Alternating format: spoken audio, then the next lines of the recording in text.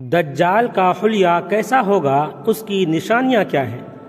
دجال کو جھوٹا مسیح یا جھوٹا خدا بھی کہا جاتا ہے۔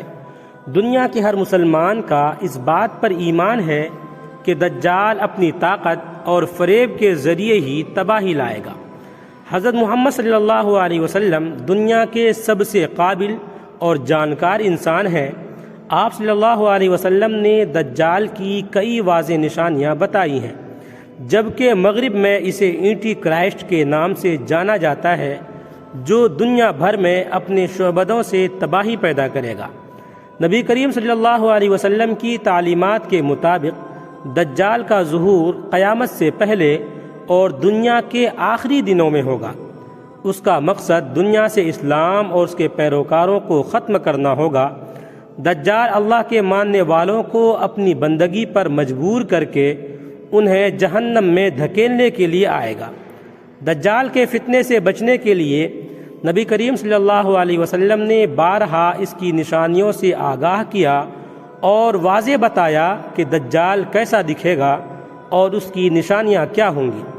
آپ صلی اللہ علیہ وسلم نے فرمایا، دجال ایک آنکھ سے کانا ہوگا، وہ ایک جگہ نہیں رکے گا۔ اس کی رنگت سرخی مائل سفید ہوگی، اس کی پیشانی نمایاں اور گردن بہت زیادہ چوڑی ہوگی۔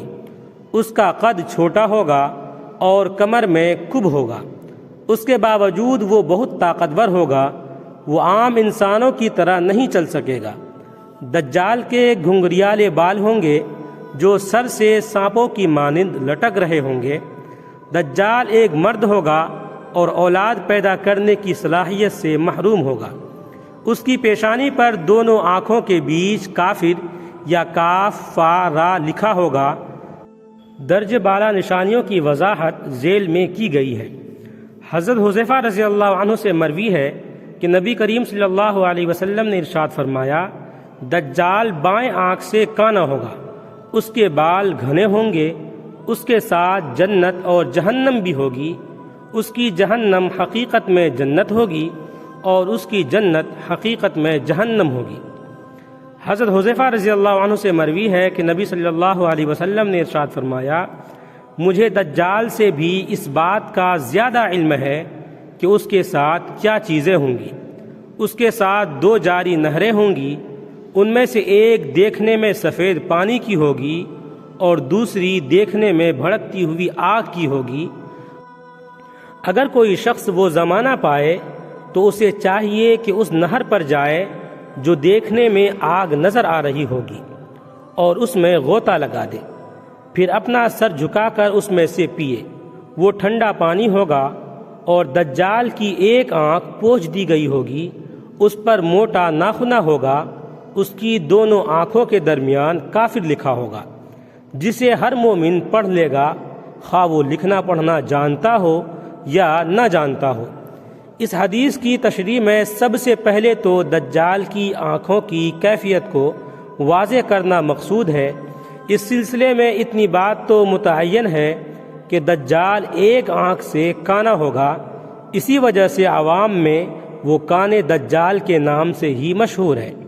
اسی طرح یہ بات بھی طے شدہ ہے کہ اس کی دوسری آنکھ انگور کے دانے کی طرح پھولی ہوئی ہوگی اور اس کی پلکوں کے پاس گوشت کا ابھرا ہوا چھوٹا سا ٹکڑا ہوگا، لیکن یہ بات متعین نہیں ہے کہ وہ دائیں آنکھ سے کانا ہوگا یا بائیں آنکھ سے۔ اسی طرح اس کی پھولی ہوئی آنکھ کون سی ہوگی؟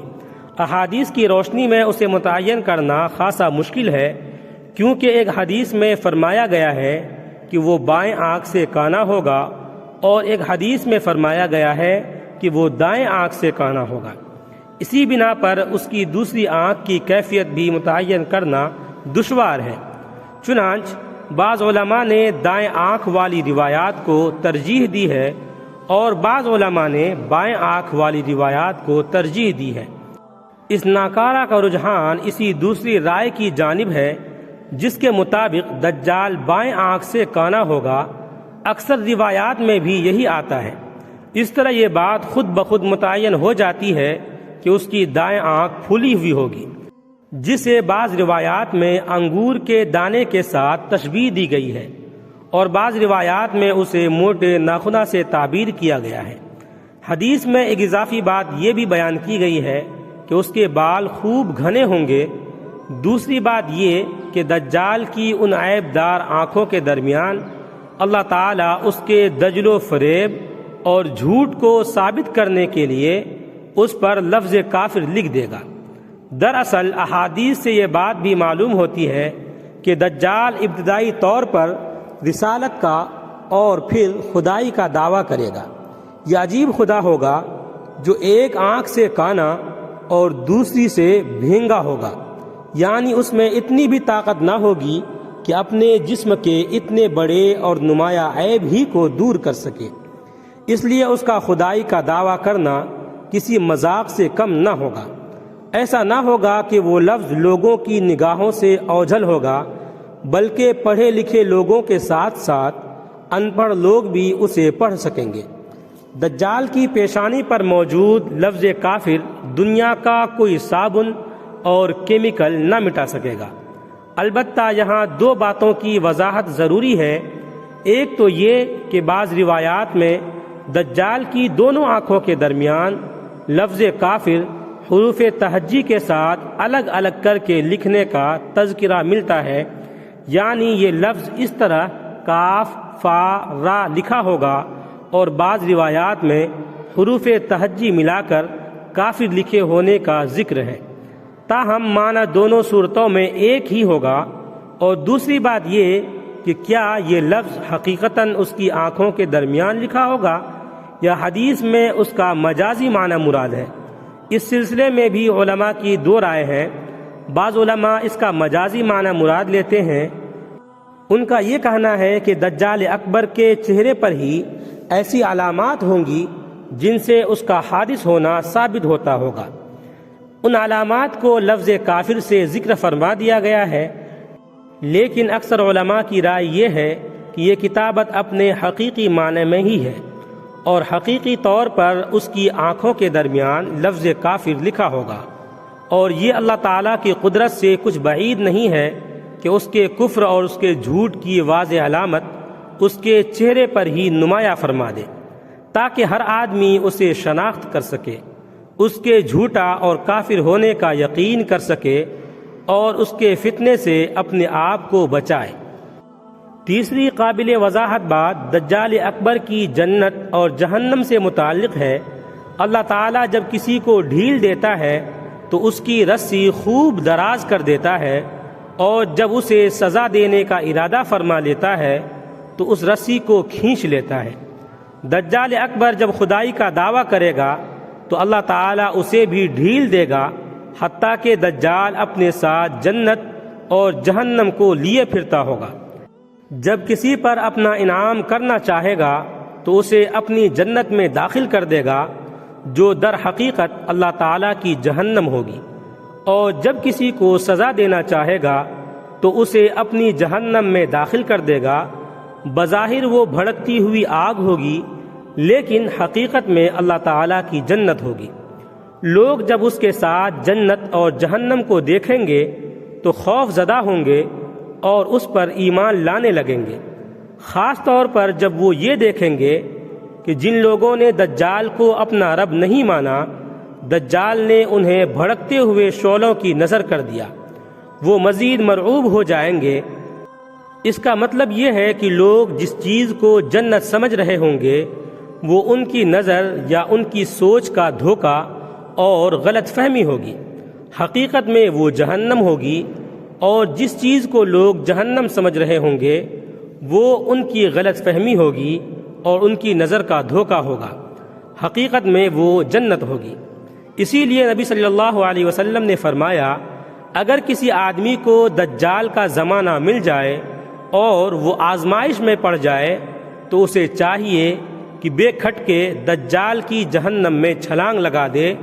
وہ آگ اس کے لیے اسی طرح ٹھنڈی اور سلامتی والی بن جائے گی جیسے حضرت ابراہیم علیہ السلام کے لیے بن گئی تھی، اور اسے اس سے کچھ نقصان نہ ہوگا۔ لیکن اگر وہ اس کی جنت میں کود گیا تو سمجھ لینا چاہیے کہ اس نے بہت گھاٹے کا سودا کیا اور وہ خسارے میں پڑ گیا۔ رہی یہ بات کہ کیا واقعی دجال کے ساتھ جنت اور جہنم ہوں گے یا یہ نعمت و راحت اور سزا و تکلیف سے کنایا ہے، سو اس سلسلے میں محدثین نے دو رائے اختیار کی ہیں۔ جن محدثین نے پہلی رائے کو ترجیح دی ہے ان کا کہنا یہ ہے کہ اللہ تعالیٰ اپنی قدرت سے دجال کو جس جنت اور جہنم پر حکم چلانے کا موقع عطا فرمائے گا، اس کی ظاہری اور بیرونی حالت تو دجال کی خواہش کے مطابق ہی رہے گی، لیکن اندرونی اور حقیقی کیفیت اس کے برعکس ہوگی۔ اس لیے نبی کریم صلی اللہ علیہ وسلم کے فرمان کا مفہوم یہ ہے کہ اس موقع پر انسان اپنی آنکھوں پر اعتماد نہ کرے بلکہ نبی صلی اللہ علیہ وسلم کے حکم پر اعتماد کرے، اپنی بصارت کو ایک طرف رکھ دے اور ایمانی بصیرت سے کام لے۔ اور بعض محدثین نے دوسری رائے کو ترجیح دی ہے۔ ان کا یہ کہنا ہے کہ جو لوگ دجال کو رب مان کر اس پر ایمان لے آئیں گے، دجال ان پر اپنے انعام و اکرام کی بارش برسا دے گا، یوں ان کی دنیا بھی جنت بن جائے گی، تاہم آخرت میں اس عیاشی کا انجام جہنم کے سوا کچھ نہ ہوگا۔ اور جو لوگ دجال کو اپنا رب ماننے سے انکار کر دیں گے، دجال انہیں طرح طرح کی تکلیفوں میں مبتلا کر دے گا، جس کی وجہ سے یہ دنیا ہی ان کے لیے جہنم بن جائے گی، لیکن دنیا کی ان تکلیفوں کا انجام آخرت میں جنت کے سوا کچھ نہیں ہوگا۔ اس لیے انسان کو چاہیے کہ بصارت کی بجائے اس موقع پر بصیرت سے کام لے، تاکہ دنیا میں بھی سرخرو ہو اور آخرت میں بھی اس کا انجام اچھا ہو۔ واللہ اعلم۔ ویڈیو اچھا لگے تو لائک کریں، کمنٹ کریں، شیئر کریں، اور اس طرح کے مزید ویڈیوز کے لیے ہمارے چینل کو سبسکرائب ضرور کر لیں۔ آپ تمام ساتھیوں کا بہت بہت شکریہ ہوگا۔